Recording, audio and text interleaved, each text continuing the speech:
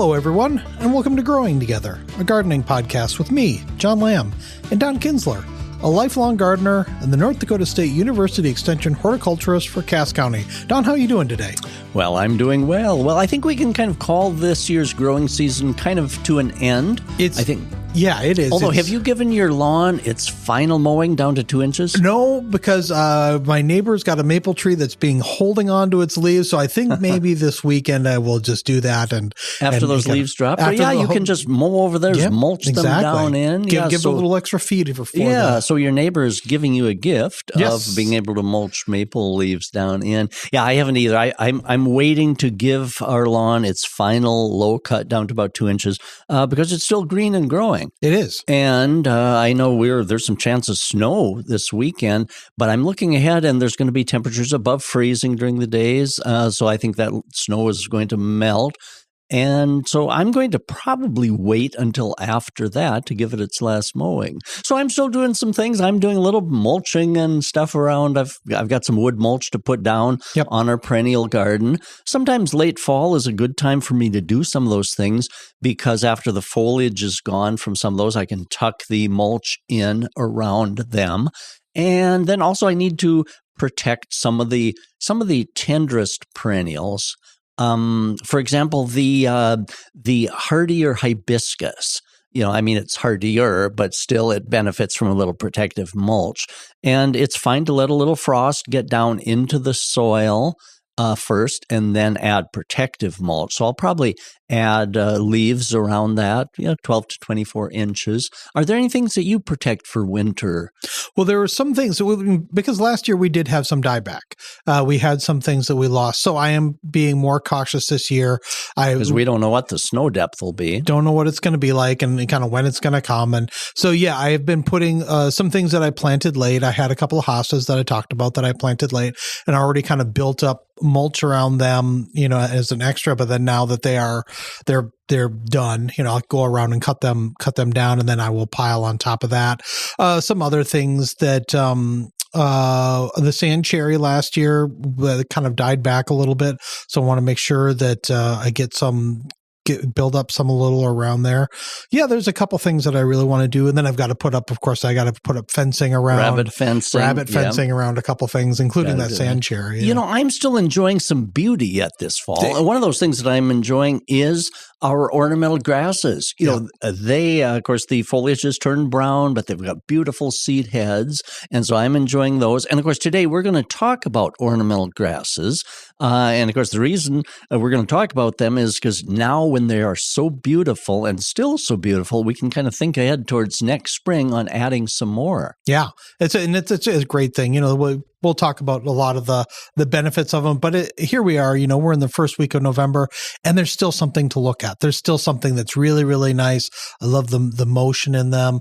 I love just seeing them. There's some of the grasses there just really are very, very lovely at a time when there's not much left maybe in your garden. Exactly. And I've come to appreciate over the last maybe half a dozen years fall more because I've mentioned it in previous podcasts, the famous Dutch landscape architect Piet Oudolf has a tremendous film out called The 5 Seasons. And he emphasizes learning the beauty of brown. Meaning that the fall, don't disregard fall because learn to appreciate all the subtle hues that happen. And that opened my eyes. And I do a lot of enjoying in the fall of the year, looking at the landscape kind of from that just things aren't dead. There are many intriguing shades of brown, including the ornamental grasses that we'll talk about. Well, first you had a letter that you wanted to get to. Yes. Nancy wrote in. Hi, Don and John. As you may recall, earlier this year, I asked you guys your advice on growing potatoes as it's a new crop for me. I wanted to avoid nasty bugs and having to use chemicals, so that's why I grew them in a bag and covered them with insect netting.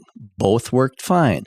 We had so much rain this summer that it made them easy to keep watered, and we harvested harvested them. Each bag produced about 5 really nice-sized to large potatoes. We plan on enjoying the last ones tonight. Nancy goes on to say, now I'm going to rest and do some planning for next year. I hope you both had a good growing season. Signed, Nancy. Well, thank you, Nancy. And along with the email, she included some photos. So one photo showed the potato plant growing in one of the grow type bags, and it's covered with kind of a whitish insect netting. And really fine. Fine netting. And of course, that would let the sunlight in, let the moisture in, and yet keep out the Colorado potato beetles that can just devastate a potato crop. And so beautifully grown potato plant there. And then she shows photos of the harvest. She shows how they harvested them out of the grow bags. And as she mentioned, there's a photo there. Each of the bags produced about 5 nice-sized potatoes. And the potatoes and then she has them on a dinner plate. Gosh, they look nice size. They are big. Russet potatoes. Yeah. And now one reason I admire what Nancy did here is russet potatoes are not the easiest type to grow. I grow in our garden 5 types of potatoes. Red Norlands, red Pontiacs, white Kennebecks, Yukon Gold, and russets. Russets are, in my experience, the fussiest potato to grow. They don't really like heavy soil. They like it a little lighter. And so for her to have produced very beautiful, large-sized russet potatoes, she has my admiration because of the potatoes that I grow. They're the most difficult to get consistent, nice size. Well, maybe part of her success was that she was growing them in a bag where she could put in her own kind dirt. of a designer type soil. Yeah, exactly. You can kind of manufacture the soil versus, trying to grow them in the ground where we are, we can have a little heavier clay. We also tried to grow potatoes this year. We did grow potatoes. We'd heard a lot about German butterball. Oh. And so we tried those, and I think... Have you eaten them yet? We did. They were maybe a little tough, and so I wonder if maybe we were just a little off on our watering. That maybe I haven't tried them. Should have watered that a little bit more. The name sounds delicious. Oh, butter. Just putting the butter in the name there is just, that's really kind of wonderful. But yeah, she did a great job. I think for her first year, hopefully she considers that a success and she does it again. Yeah, so thank you, Nancy, very much. And anyone that has a success story or a question, feel free to email us. My email address is donald.kinsler, KINZLER, @ndsu.edu. And it's great. Nancy attached some photos, and gosh, it's like then we share that success. Yeah. It's as though we were right there in her garden. So thank you, Nancy.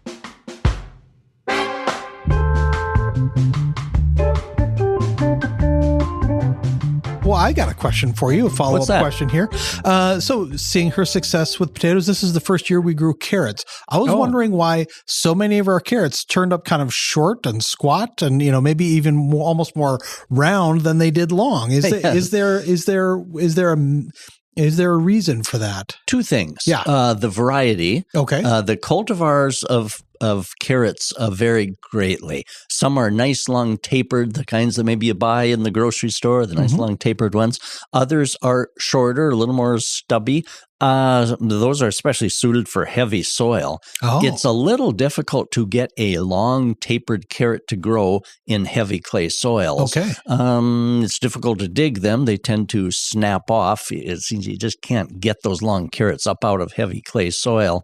And so it may be the variety that you chose, but also even the longer type of carrots, when they meet with the heavy soil, it's as though they just get weary of trying to penetrate down through that heavy clay, and they'll just become shorter and squatter. Okay. So maybe we should really till before. Yes. Yep. A nice deeply worked soil, and as a person can incorporate more organic matter, and that will tend to loosen the heavy clay soil, so the carrots will tend to grow deeper as well. And so you have short stubby carrots, you have the very long ones. For heavy soil, I choose kind of an intermediate one. I kind of like the tapered ones, but I know I'm not going to be able to get a 12-inch carrot up out of our heavy soil without them snapping off halfway down. All right. Well, here, let's talk about ornamental grasses because, again, the garden is pretty much behind us now. We're not doing any more planting. We probably don't even need to do any more watering, depending on what the next week is. But, we are still getting some really great views of the ornamental grasses out there. I don't know how the rest of you are, but when I see something, that's when I need to plan ahead. Yeah. For example, when I see tulips in the spring, you don't plant tulips in the spring. But when I see tulips blooming and I think, gosh, I wish I had more tulips, so then I make a note to plant them in the fall.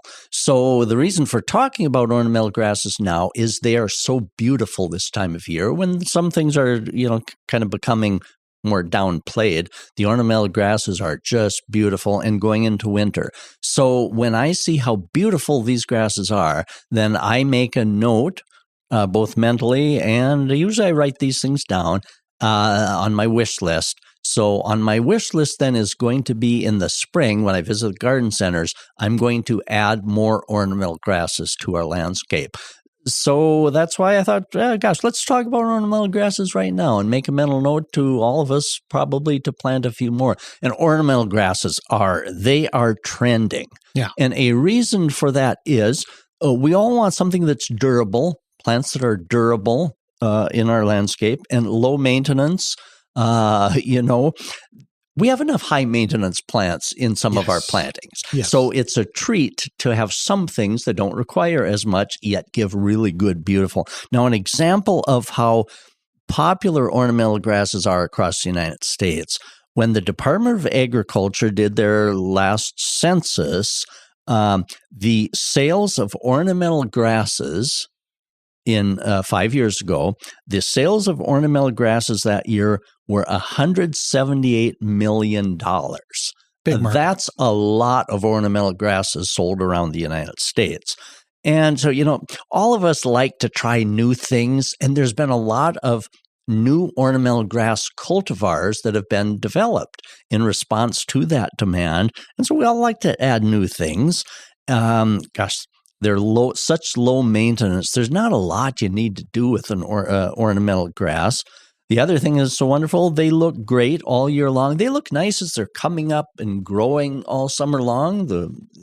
There's different foliage shades. Some are blue, some are deep green, some are kind of grayish. Some are even kind of reddish during the growing season. And of course, in the fall of the year, once they develop that seed head, it's interesting when you read about ornamental grasses, they say when they flower, their flowering time. It's funny, I don't really think of an ornamental grass as having a flower. But of course, when they send up that, it is a flower that develops into a seed head. And so when they start doing that, that is extra pretty. And of course, it's that seed head that holds on and makes them look so nice in the fall and into winter. The other thing that's so interesting too is that many of the ornamental grass cultivars develop such pretty fall color on the leaves and stems. Some become very reddish. And so that change throughout the growing season just makes them so popular. They just add so much. And of course, another thing, the seed heads give food for the birds. Many songbirds during fall and winter will visit those. And pollinating insects. The hollow stems on these ornamental grasses are great winter nesting spots for our little bees. And of course, then we're going to get better cucumber and apple crops if we provide winter habitat for those little bees. And, they just don't require much inputs. You don't have to fertilize ornamental grasses. I've never fertilized our ornamental grasses just because they grow so well without that. Yeah. So they don't require a whole lot. They're also fairly fast growing. The first year they look really nice. Second year, third year, they're really a mature clump. When we moved into the house, we planted a couple of Carl Forsters, and we talk about on this show that, as you want to see this, you want to see something now, you want to see it right away. And the Carl Forsters, they've gotten even better. But if you want something that you're going to see right away, that you're gonna get something off of, they will continue to grow and continue to be better. But I was impressed with those from the get go, and they, especially the second year, they really do. You're going to get a good return on investment with those. Yeah, I totally agree. Some things teach us patience. Peonies. Yes. Peonies. You wait a number of years, until they really kind of shine, and they really kind of shouldn't maybe produce blossoms the first couple of years anyway. But yes, I agree. The ornamental grasses, you've got something that first year really does pop. And I should say, not all of them. We have a flame grass right by the steps to our front door, and that took a couple of years too. And it really comes into its own certainly later in the season, but. That was one where, the wait was worth it. Was well worth it. Another interesting thing with the ornamental grasses, they've been shown to actually improve the soil in which they're growing. Because in heavy clay soils, the root system, which becomes quite extensive with these grasses, the root system helps to improve. The deep-rooted fibrous root system, it breaks up the soil. And some of these, now, I should mention, many of the ornamental grasses that are adapted to our northern areas are native types, cultivars, kind of specially selected types from native. And of course, those native grasses, native plants, tend to be well adapted to the area soils and deep-rooted, because they go down and search for moisture. And that's one reason you don't have to water a lot of these ornamental grasses that much, because they've got such a good root system, they search for that moisture. And of course, so that deep root system kind of aerates the soil, breaks it up good. So whether it's a light sandy soil, it kind of helps hold and do good things for that soil. Or if it's a heavy clay soil, it tends to break it up a little bit. But most of these native ornamental grasses are very drought tolerant too. So all of these things together make the ornamental grasses so very, very popular. Well, you were talking about how a lot of these are kind of from the area. So let's take a quick little break, and then we're going to talk about how some research in the area, how that's giving us some new varieties or improving on the varieties that are out there.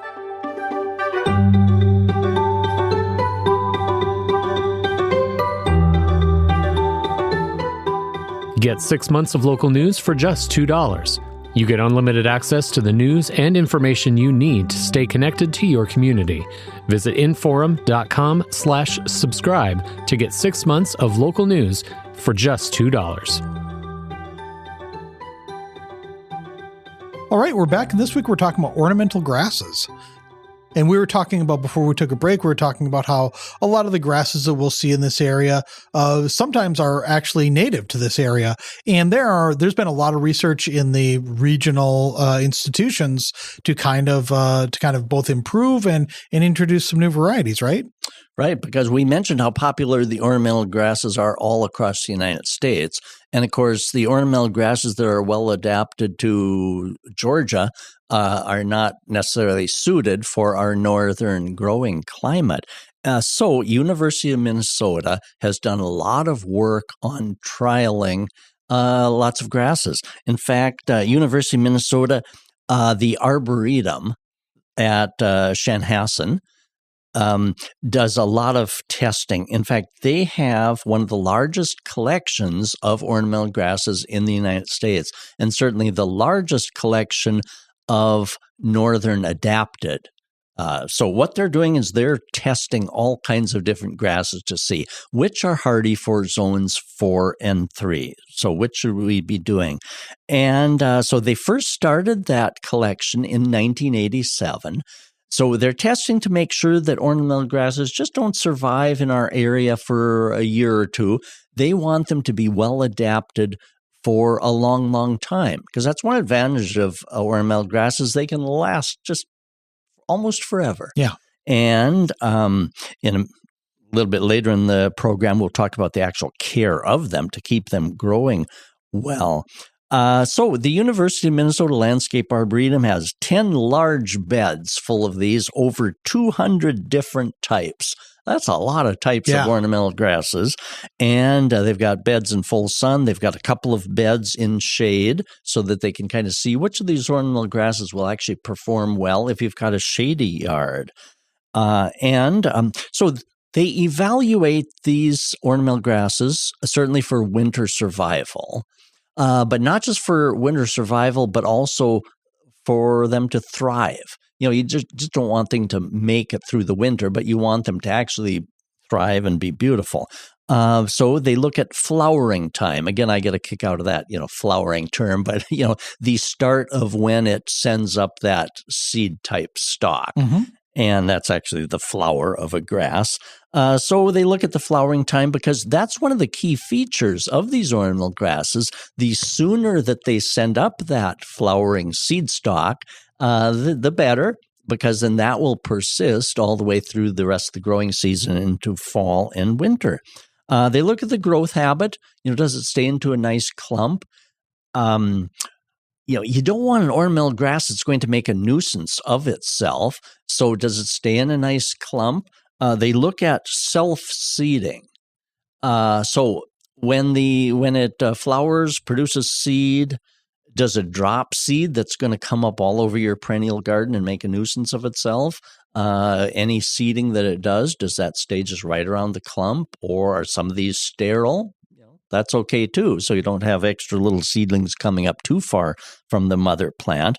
And then also key is the winter interest. What are some of the key points of these? So all of these 200 different types are evaluated for those things to make sure that they check off all of the boxes. They also, in that testing, University of Minnesota is looking at alternatives for the standard lawn grass. Are some of these grasses, are they very low growing types that will just grow without mowing or a lot of inputs? And so they actually have some no-mow type grasses that they maybe get a little taller than what we're used to, but that you don't actually have to mow them. And so that's fun. They're doing a lot of material on them too. So I haven't been down to the University of Minnesota Landscape Arboretum for a few years. That's on my list. Mary and I want to go down there this next summer, and I'm going to make sure I check that. Now, in addition to testing the different varieties, they've even come up with a couple of their own cultivars. One is a big blue stem, which is native to our area, called Blue Heaven Blue Stem. Blue Heaven Blue Stem. So they've marketed that. It's a tall, upright form, dark blue, turning burgundy in summer foliage. Starts flowering in August, September. Showy seed heads that cling on all winter. 40 to 48 inches tall, so relatively tall. Develops about 25 inches wide. So that's a nice one. You were talking about it being native to our area. Well, that's why the Blue Stem Center in South Moorhead. That's where that got its name. Name. Exactly. Yeah. The second one that they developed, Golden Sunset Yellow Prairie Grass. That's hardy all the way up into zones 3. It's a tall form, doesn't fall over. And of course, that's important with ornamental grasses too, that they maintain their good, sturdy, uprightness. None of us want something that's going to just flop all over, because in the wintertime, you want it to be showy. That one's got good olive green foliage, about a 36-inch height. That one's called Golden Sunset Yellow Prairie Grass. And now NDSU also is doing an increasing amount of display work with ornamental grasses. On the west side of the NDSU campus in Fargo, on the very west edge of campus, at about 12th Avenue North and 18th Street, you can see it as you come over 12th Avenue and approach the campus kind of from the west. Those beautiful display gardens, ornamental flowering annuals, and there's some perennials. And also there's a nice selection of ornamental grasses displayed. And they're increasing the amount of ornamental grasses that they plant each year. Oh, I didn't. Yeah. And so they're adding to that collection. Already there's a nice display of them. So, add that to your list when you're looking at the NDSU display garden. Make sure that you walk through and find the ornamental grass display. That's we go up there in the summer and we look at the flowers, but maybe we should go back there a little later in the summer or early fall and really look at the grasses too. See the grasses as the grasses change. Exactly, because when a person looks at the annual flowers, it's worth a visit a little later, like you say, John, in the fall to see what are those ornamental grasses looking like. Now, I mentioned University of Minnesota doing a lot of work. They did a huge study on these landscape grasses and how they survive long term. And of course, the interesting thing too, when they do these official research studies, you need to see what temperatures did they survive. So in their research, they indicate that the list of their recommended ornamental grasses survive temperatures down to 35 below. Now, that's important because we do get temperatures down to 35 below. And if you want a perennial or tree, shrub, or anything to survive, you don't want it to go along fine for 5 years, and then when you get 35 below, all of a sudden everything dies. Yeah. So, when we've had the NDSU Woody Plants professor Todd West on, he said he's maybe the only person that wishes for a very cold winter because it exposes these things that they're testing to that very cold weather. And if it survives that, then that separates the wheat from the chaff. Yep. You know that, good, this one has survived that. So one reason that the University of Minnesota has this long extended study starting in 1987 so that they can see which. And so they, if you did a little Googling for University of Minnesota ornamental grasses, you come up with an interesting study. And they list a number of varieties that did not do well. And they have a list here on a table of the recommended ones that made it through. And there is probably at least 100 cultivars of ornamental grasses here that they can recommend. There's probably 150. Again, they display 200 types, but there's at least 150 probably on their plant list here. Just wonderful. So that would give a good indication. Now, of course, when we go to the local garden centers, we're not going to find, 150 cultivars of ornamental grasses. So visit the locally owned garden centers, and they will have a number of these from which to check. But what I really like is that the plant breeders have developed these named cultivars of these grasses. So starting with many of these that were native, and then they've bred and developed and did crossbreeding and selected for all these characteristics. So it's awesome that there are that many. So I thought we could just kind of mention maybe a few of the most common ones. Of course, you mentioned Karl Forster grass. I sometimes like to joke that the Karl Forster grass, that's the ornamental grass that's in front of every credit union and dentist office and bank in North Dakota, Minnesota, South Dakota, and Wisconsin. Great for industrial landscaping. But, I've been intrigued because I've seen Karl Forster grass, and of course, that's the one it's fairly upright. Mm-hmm. It has a seed spike, kind of like a wheat spike. Mm-hmm. It doesn't poof out. It kind of stays upright. Very beautiful. But some of the planting schemes that I've appreciated the most is when the Karl Forster grass has been planted in a long, continuous line. When they're in a row, they are spectacular. They are. Or even like a mass planting, kind of a square mass planting of those. And so they can be used in really unique ways and be very, very dynamic in that way. There's another in that same type. The official name of Karl Forster grass is Karl Forster feather reed grass. And there's a close relative of that one called Overdam feather reed grass. Very similar. It just gets a little smaller. So there are some kind of tweakings that have been done by the plant breeders on those. Blue oat grass, as the name implies, that's got silvery foliage on that. I enjoy one ornamental grass called blue fescue. It's a short growing. It's only maybe 6 inches or so high, but just vibrant silvery blue leaves. And that one I like kind of for the edge. Now for tall type grasses, the tall purple moor grass is a beautiful one. Now, some of these, it's interesting. I mentioned my little blue fescue, 6 inches tall. Tall purple moor grass, once it gets established, that can get up to 7 feet tall in our area. 5 to 7 feet is quite common. So some of these become massive. Sedge, Pennsylvania sedge. Sometimes you'll find sedges at the local garden center. And so sedges tend to grow maybe 6 to 12 inches tall. So the sedges are kind of in that same, ornamental grass. So you'll find them. One that I enjoy the name. I'm not creative enough to be a plant namer person, but the marketing teams at these plant breeding companies, man, I got to take my hat off to them. For example, one of the sedge, Blue Zinger. Yeah, good name for that.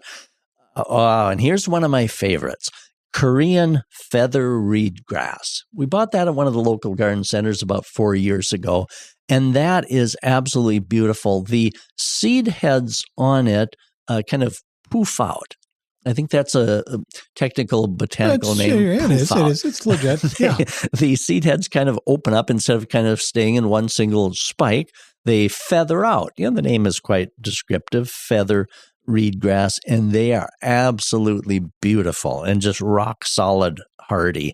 The original plant that we bought, that was maybe 5 years ago, I liked it so much that the following year I dug it and divided it. We'll talk about dividing later, but I dug and divided it because I wanted more of it. And so from that original clump, I separated it. Now I think we probably have maybe 8 of them out around through the perennial gardens. I should mention too, when we were talking about why these are so popular, the ornamental grasses, they work so well in a traditional shrub landscape, around a commercial building, around a house. You can incorporate these ornamental grasses in your shrub type plantings. They're beautiful. Or in your perennial garden where you've got, peonies, daylilies, iris, and all those, the ornamental grasses work well as kind of a contrast with the other perennial flowers. And because they grow remarkably upright, you know the size that you're going to get, and you can plant around them really well because they won't be spreading over and they won't be flopping over. So they make kind of a great pairing with something shorter in front of them and around them. It's a great tool to have. Very much so. Next on the list, flame grass. Flame grass is beautiful. The foliage turns out flame orange, kind of bronzy, spikes of silvery plumes. The flame grass miscanthus is the botanical genus of that. Beautiful. Have you seen some of the flame grasses around? You don't see that as often as Carl Forster, but I'm seeing more and more of these other types of ornamental grasses. Flame grass is beautiful, kind of a plumy seed head. We have one by our front steps, and it doesn't probably get it gets enough sun, but if it had more sun, the colors would probably be a little bit more intense, and it would have grown a little bit quicker. But yeah, we've had it now there for about 5 years, and it's really right now, especially over the last 3 weeks, it's really been something to see. It's been kind of its own eye catcher. Beautiful, and I like the seed heads on that. They're beautiful. Next, big blue stem, and of course, big blue stem is a native prairie grass, and they've done some nice selection of cultivars of that. Now, big blue stem that can get, depending on the growing conditions, the more moisture, a little taller, that can get 5 to 8 feet tall. That is big, and a very hardy way up into zone 3. There's some good cultivars of big blue stem: Black Hawk, Indian Warrior, Red October. That's a great name, Red October. It signifies how red the leaves and the stems get. A rain dance, and that one really comes into its own in the color after a frost. So if you think that if you're concerned about frost killing things and the things, there's one that you're going to get peak color after a frost. That's a good point. We don't need to cover the ornamental grasses for the first frost. They only get better after. Yeah, exactly. If I'm trying to do, when I do geraniums and things, and if we get an early frost, well, I need to do some covering. These ornamental grasses only get prettier after a frost. And of course, little blue stem is the shorter version of big blue stem. So 2 to 4 feet on little blue stem. Lots of nice cultivars of little blue stem as well. And prairie dropseed, that's a neat one as well. So you find that in a couple of cultivars.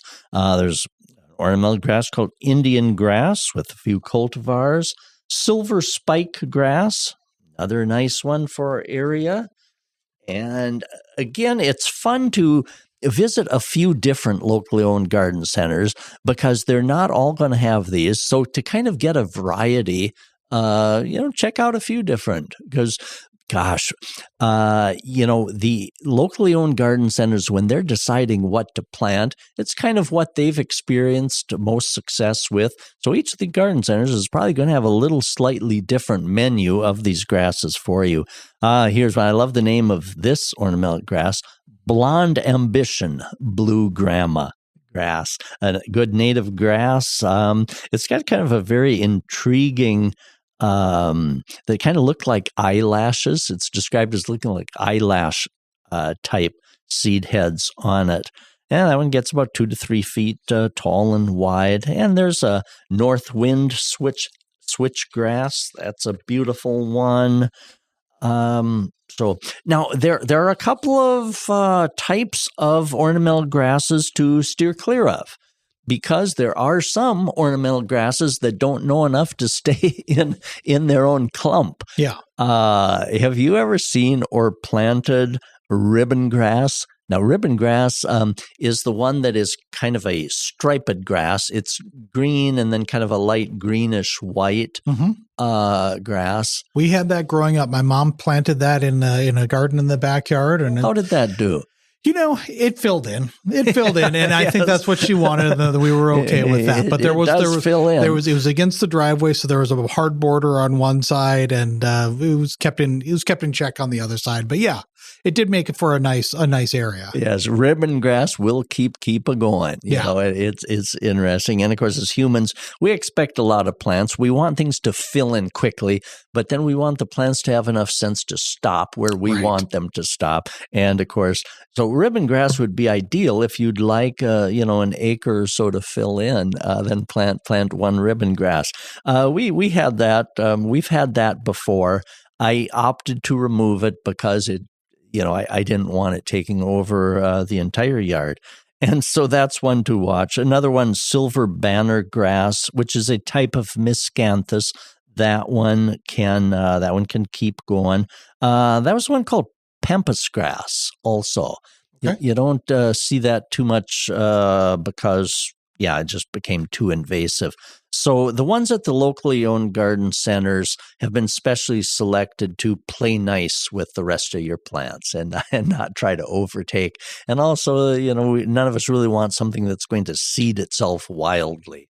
And so the nice thing about the cultivars, the named varieties, is they've been selected to be good tame things. And of course, so the growth habit of most of the ornamental grasses is to increase in clump size. And so each year the clump will get a little bigger. And after break, let's talk about how we actually care for some of these things and to examine when do these need dividing? Do they need any care? So after break, let's talk about how to grow these.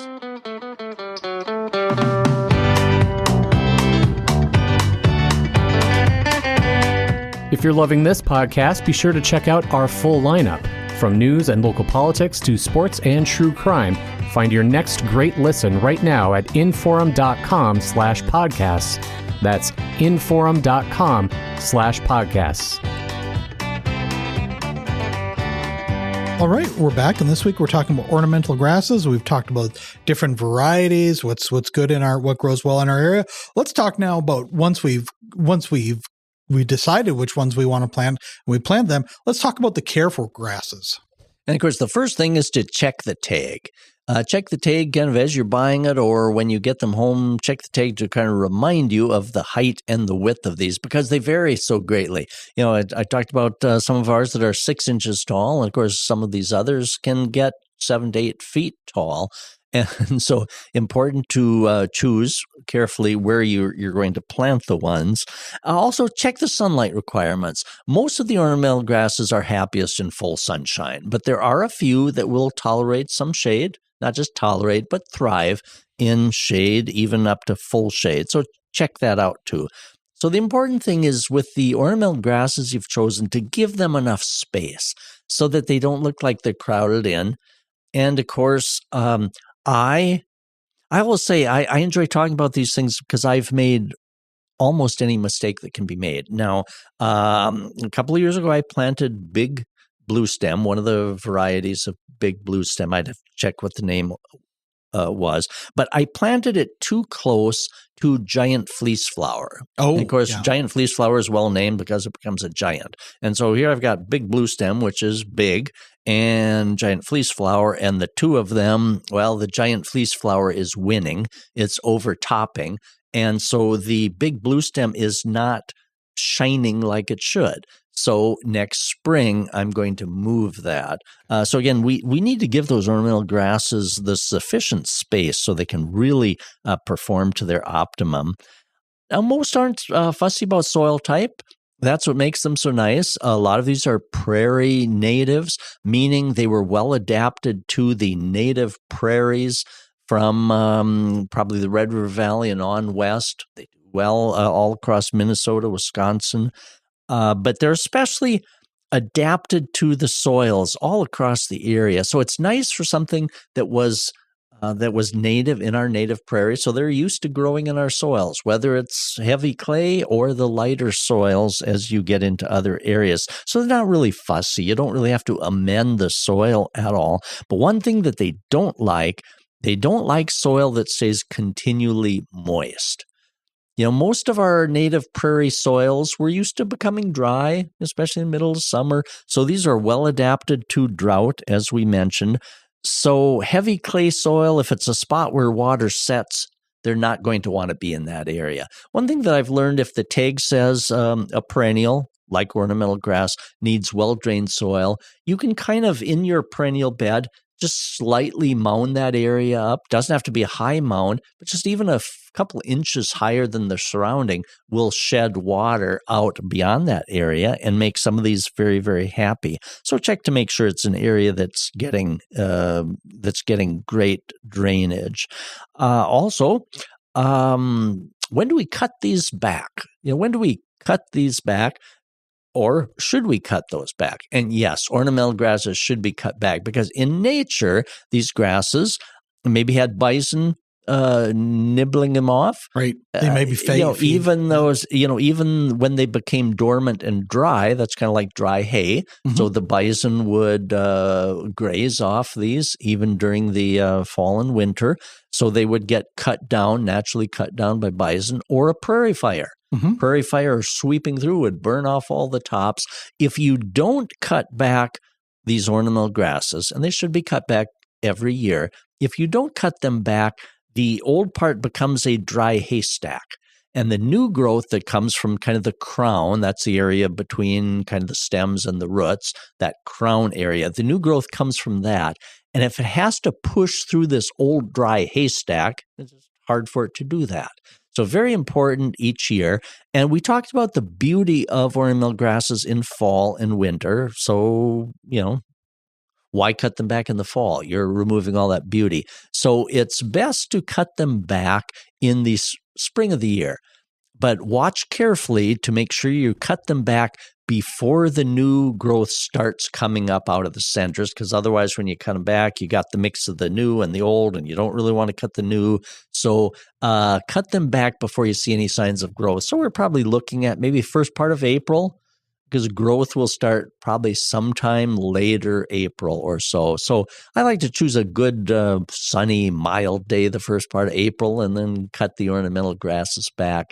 The tools that I use for cutting back, well, you could use the old-fashioned two-handled hedge shears, good sharp hedge shears will go and just chop them down. And they should be cut down to, I'd like to go maybe only an inch or so above soil level, so that there's less old fluff for the new growth to go through.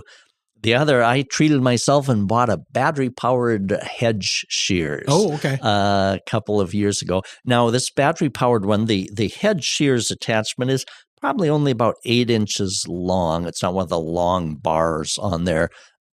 So about 8 inches long. And then it also has a little attachment, kind of a scissors-like attachment, and both work. So that little battery-powered tool, gosh, that slices through the ornamental grass just perfectly.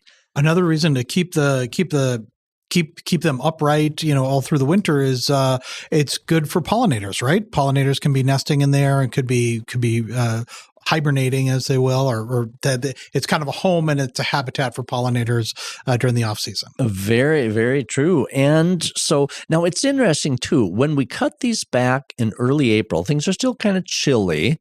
And what if the pollinating insects that are nesting in there all winter, what if they're still in those hollow stems? In early April, when we cut these back, they probably are still in there.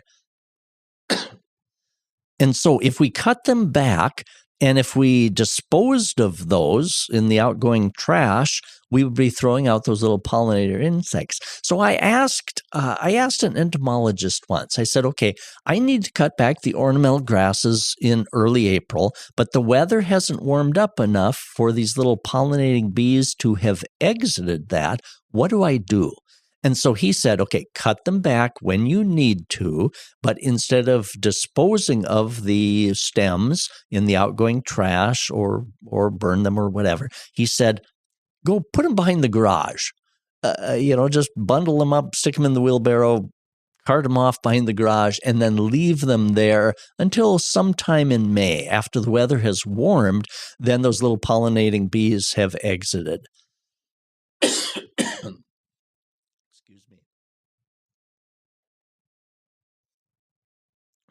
Sorry, Chris, for the edits. Little tickle in my throat. You want to just go right into how to divide? Yeah, let's go right into divide. Okay, get my train of thought back. I can transition if you want. Oh, yeah, please. Yeah. Okay, so we talked about cutting them down. What about cutting and dividing them? How do we know when to dividing? You talked about earlier that you had one prairie grass or one grass that you turned into eventually 8 different grasses. How do we know when to divide them? If you look at the center of the clump, if the center of the clump is all open and empty and all the good, nice shoots and growth is on the outer perimeter, then it's time to dig and divide. Now, that may be 5 years before that happens. Some of the grasses can go longer than that without dividing. But when that center of the clump starts to die out, then that's the trigger to dig and divide. So it's best if, when it's time to divide, digging up that whole clump. Start with a good spade, spading fork, spading shovel, dig around the outer perimeter, lift it on up, and get that whole big clump up and out. And then you select the parts from the outside, the parts that have good stem. The timing that I like to dig and divide ornamental grasses is in early spring, just as the new growth is starting to come. The reason for that is then I'm sure that I'm getting a good live clump. Again, the reason we're dividing them is because some of the center has died out. So I want to make sure I'm not getting part of that dead stuff in the clump that I want to reset. So I'm waiting for a little bit of green growth to start so I know that I'm getting a good live part of that. So you dig up the whole works, you're looking for the good part around the outer perimeter, and a clump of ornamental grass, I don't know, it should yield at least 4 good clumps, 4 good divisions.